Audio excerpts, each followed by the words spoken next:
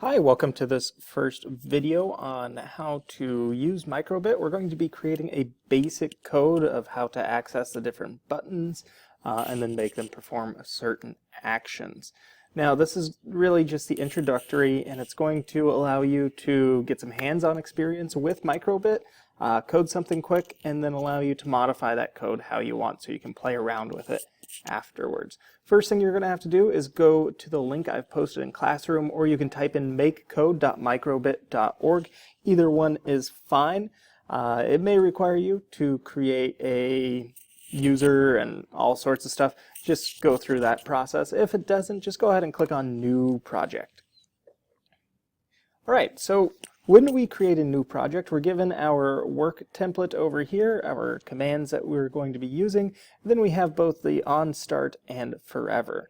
Let's go ahead and get rid of that forever by dropping it over, just like I did there. So you click, and then you drag it over, and then release to delete it. First thing we're going to do is on start. I want it to give some different instructions, so I'm going to be using the show string hello, and you're going to see over here that we get a preview of what's going to happen. And instead of hello, I'm going to do select A for smile. I'm going to grab another show string. We'll do select B for frown. And then another one, we'll do show string shake for random. Now that we have this created, we can click on input, and let's say on button A pressed, basic, show icon, and we'll go smile. Same thing, so we'll code for button B, on. You grab the on button A pressed, select the drop down, select B, show icon, and let's add my frown there. So these are the two very basic buttons, and we can test this out here.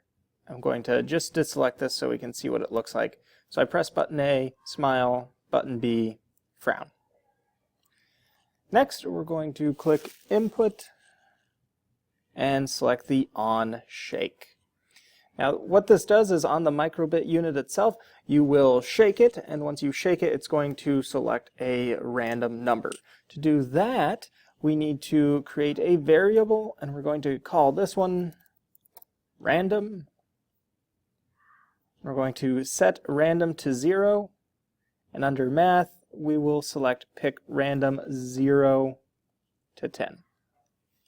One thing I have found when working with Microbit, you want to take whatever object you're trying to drop in. Unlike Scratch, where you have to get like the very edge onto it, it's more center based is how it finds it.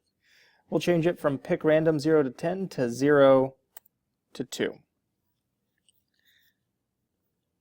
Then we will go into logic, and we'll grab this if then statement. We'll grab this one, the 0 equals 0. And we're going to grab our variable, this block here called random.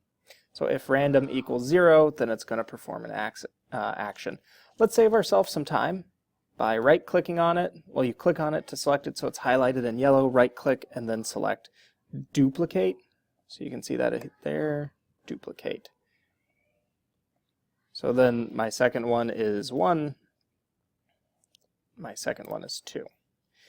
At this point, you would then either grab show LEDs and click the LEDs to turn them on if you wanted. I'm going to be a little more basic here. I'm just going to grab the show icon, and then I will change the icon how I want for each one. Okay, go here, let's say go that one, and sure. So now if I want to test this, again, I'm just removing that so I don't have to constantly see the select A, B, or shake notification. So A, I get a smile, B, I get a frown. If I click up here for shake, we can see it will rotate through all of these in a randomized order. Hopefully you found this video helpful with your introduction into Microbit. If you have any questions, please feel free to leave them as a comment on this video on YouTube, comment on Classroom, or just raise your hand and ask in class.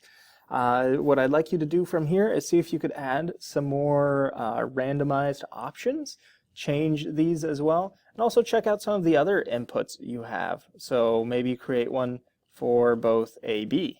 So what happens when the button A, B is pressed? All right, thanks for watching.